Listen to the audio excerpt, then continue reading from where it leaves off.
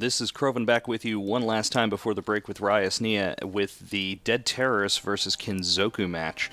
Now, let's see. Dead Terrorists have brought a Loki, 2 Proteus, Damnation, Oneros, Rook, 2 Ishkers, and a Malediction. And Kenzoku has brought 2 of my favorite ships, the 2 Nightmares, 2 of my least favorite ships, 2 Nighthawks, a Scimitar, 2 Sabers, and 2 Crows. So some interesting setups, obviously. One team fielding a highly shield-based setup, the other team fielding what looks like is most likely going to be an armor-based setup. Yep. Looks like the Kenzoku team mostly came in at 50. The Dead Terrorists are spread between 0 and 50 with the bulk of the team at about 20 or 30, and the match is go. Now, I have to say that I think, RKK, the Kenzoku team has done a smart thing in terms of varying their setup. I find it kind of amusing that they're actually stealing something that was similar to their hated enemy Goon Swarm setup with the 2 Nightmares and the drone-based ships. And, Dead Terrorists have so far brought some really, really good setups. And, while these aren't rattlesnakes, I'm partial to the Loki. Yeah, and I think you're going to get more than a little hate mail for that. But we're seeing the Rook now taking quite a bit of fire from those Nightmares. The Nightmares using pulses with Scorch-In right now. Obviously, still able to hit to a pretty respectable distance with Scorch-In, being a Nightmare and all.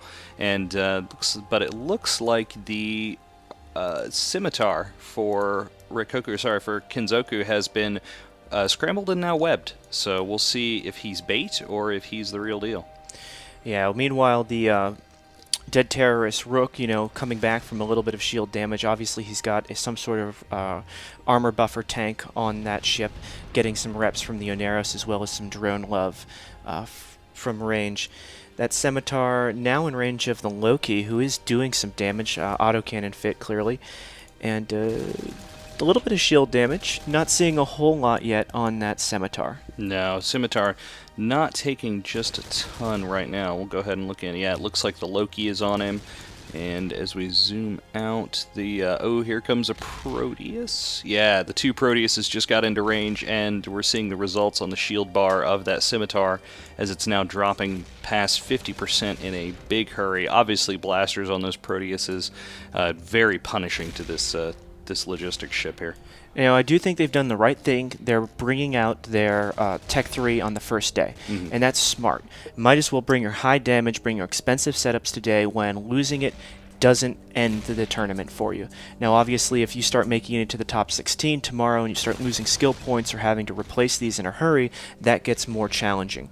So I think Dead Terrorists doing what they've done best the last 2 setups, bringing out something just awesome and just really, really just pretty much destroying that Scimitar. Yeah, and that Scimitar went down very quickly, and I am spying on the In-Game Alliance tournament channel, and they're saying there's too much tank in this match. I think those Proteuses just demonstrated how very untrue that is as we lose a Kenzoku Crow very quickly. Without that Scimitar, they're going to have a hard time keeping, those Nightmares alive. The Nightmare obviously is going to have is most likely to have an active tank. The Nighthawk running passively. So that Scimitar really is kind of a linchpin for them. Yeah, I mean, obviously, this is obviously a very heavy shield tanking setup that Kenny has brought to the match, and now they're working on this Proteus now and dropping him through armor, but they seem to have switched some fire to the Oneros. I mean, despite whatever we may say about Kenzoku not being the Bob of old, I think it's fair to say that they're not all idiots either. Then they are about to lose a Saber, but now they're burning through that Oneros very, very quickly, already into about 1/4 armor. He's still remote repping, but there's no one over there to rep him, unfortunately, or any drones, and he is just about to drop. No, and that's a brilliant call on their part. Their FC absolutely making the right decision. They couldn't pop the Rook. Green Tooth was holding on far too long. Now, interesting, it looks like Bullet Tooth may actually be dual boxing for this particular match, because Green Tooth and Bullet Tooth, I believe, are run by the same actual player. I think that's his Falcon alt. So pulling double duty in the Damnation and in the Rook. Well, let's hope he's dual boxing. Otherwise, we'll have to get Judge Dredd onto him. But now one of those Ishkers is in a little bit of trouble. But we've still got the Tech 3 sitting out there, and we've still got the Nightmares and the Nighthawks. So both teams, I mean, their DPS is largely intact. Both teams now without their logistics, so it's just going to be a DPS race at this point as we lose a Saber for Kenzoku. But again, we've got an Ishker in trouble for Dead Terrorists at the same time. Yeah, and I think that it's actually a good move on Bob's part to have a missile and laser or turret-based setup together, because obviously these cruisers, these Tech 3 cruisers, could just go in and orbit under the range of the Nightmare's guns, but because of those Nighthawks being able to use precision heavies and get an explosive velocity bonus to the missiles that they're firing, they're actually going to be doing most, or if not all, of the missile damage, even on those smaller frigates. Now, it does look like the Dead Terrorists are going to try and take out a whole lot of DPS. They've primaried Romulus Maximus's Nightmare and are, really doing quite a bit of damage to him. That would be beneficial to them. I mean, not only does it mitigate that damage, but it allows them to, hopefully to win.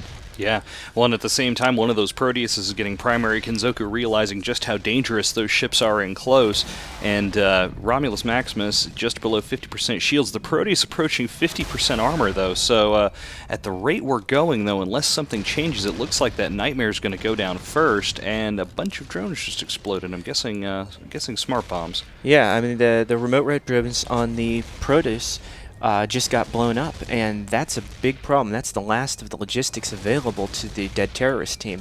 Now, I'm sure that those are large buffer-fitted Proteuses, so obviously they're going to have a whole lot of effective hit points to go through, but they may be able to do enough damage quickly to get rid of both of these Nightmares. I wouldn't be surprised if we lose at least one, if not two, of the Tech 3 ships, and then see, just the Loki left trying to single-handedly take out maybe one of those Nighthawks. Yeah, I mean, it is possible as we see the first Nightmare go down now. There was enough damage there, and the question now is, are they going to be able, is that Proteus now, is he going to be able to keep enough transversal on the remaining Nightmare while, basically having to just hang tough against the Nighthawks. Nighthawks do respectable DPS, not enormous, obviously, but it is there. But it looks like instead, let's see, we're seeing some damage on the Rook now as well as we just lost the Ishker as well. So Kenzoku still has one Crow on the field, but only one frigate left out there. Yeah, that Crow's still pretty effective. It's possible that the Crow could finish off that Rook, which would really, really hurt the Dead Terrorist chance of winning. Now, they pretty much need to keep this Proteus alive until they kill that Nightmare. They're going to have a hard time overcoming the passive tanks on the Nighthawk unless they can really do a whole lot of DPS. Now, one of those Proteus on its own can probably do it, but if it's under heavy fire, it could be iffy whether or not it could get it over that passive recharge before it runs out of its own armor. Yeah, and we are seeing that. It looks like they're definitely going to have enough to take down this Nightmare in very short order. Those look like... Oh, it just turned right when I was looking at the Proteus, but I think those are neutrons. So, obviously going for the gank setup on these Proteuses as that Nightmare is down with a pretty blue explosion. And we'll see where they go next. Looks like they've scrambled one of the Nighthawks. Yeah, I mean, it's a shame to see such a beautiful ship go down. Anyone who feels like giving me a couple, if you don't think you can fly it, I'll take it off your hands. All those Sanchez mission runners out there in the world. But yeah, no, the Steve Dave, another former courtmate of mine, we're just full of them today, is taking damage in his Nighthawk now. He's down to about 3/4 shield and dropping rather rapidly. He is webbed and tackled, and these Tech 3 ships are reasonably close to him. Well, one of the Proteuses is right on top of him, but the Loki a little bit further out, and they're just really giving it to his shields pretty hard right now. Man, Greentooth is just, still hanging in there, but still dropping little by little.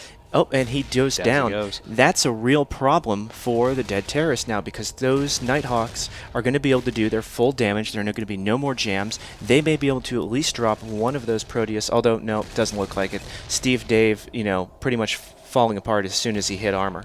Yeah, sorry, buddy. But down goes the first Nighthawk for Kenzoku, leaving them with a Nighthawk and a Crow versus the Damnation, 2 Proteuses, and a Loki of Dead Terrorists. So again, Dead Terrorists really coming out very impressively here. Very impressively. You know, I actually had called this match in favor of Dead Terrorists. I'm kind of excited to see him go through. They have been low-sec pirates in the past, and they're pretty darn good at it. So, you know, kudos to these guys for bringing their small gang skills to, you know, basically fight one of the oldest and at one time largest alliances in the game. And I'm also glad to see their Tech 3 all survive. If all their Tech 3 survive, that means no skill points lost. That means all that money is still in their pocket, and that means that they're most likely going to be fielding Tech 3 again tomorrow. At some point, it means that that option is still available to you. I mean, obviously, as you and I have discussed off air, you know, there is still the option of having multiple pilots. We just lost Kenzoku's crow there very quickly, and but you know, the other option is having alternate pilots on standby, you know, that can fly the same Tech 3 ships, or having people trained for multiple types of subsystems, so that you can bring a Legion as opposed to a Proteus. But that kind of starts to mess with your tactics, as we're now seeing that final Nighthawk out of shields. He's going to be going down very soon, and it's just really fortunate that Kenzoku didn't want those tournament prizes anyway. And it looks like the Dead Terrorist team has named all of their wrecks in honor of probably either a fallen comrade or someone they knew. So was that Manser Nana's wreck? Rest in peace. Menace Nana. Menace. So, you know, we'll pop a beer and pour it on the ground for you, sir. And that's going to be pretty much it. So we're going to give it back to Uncle Soundwave.